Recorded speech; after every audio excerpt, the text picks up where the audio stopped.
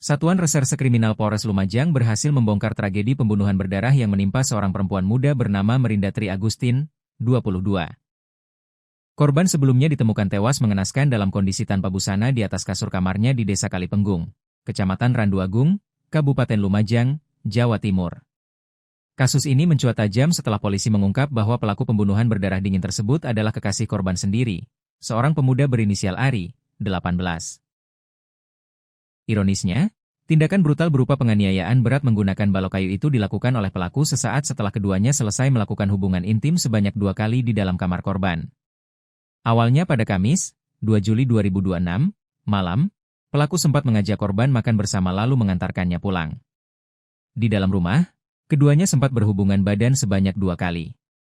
Namun, pasca intim, situasi berubah drastis menjadi ketegangan hebat, urai Kasat Reskrim Polres Lumajang, AKPM Ari Nuzul Aulia, Minggu, 5 Juli 2026, dilansir Surya.co.id. Pihak kepolisian membeberkan bahwa motif utama eksekusi ini didasari oleh rasa sakit hati dan emosi spontan yang tidak terkendali. Ketegangan bermula saat korban naik pita melihat Ari terus-menerus terpaku bermain ponsel pintar miliknya. Cekcok mulut pun pecah hingga korban melontarkan kalimat makian dan ejekan kasar yang menyerang harga diri orang tua pelaku. Mendengar orang tuanya dihina, pemuda yang tinggal tak jauh dari rumah korban itu langsung gelap mata.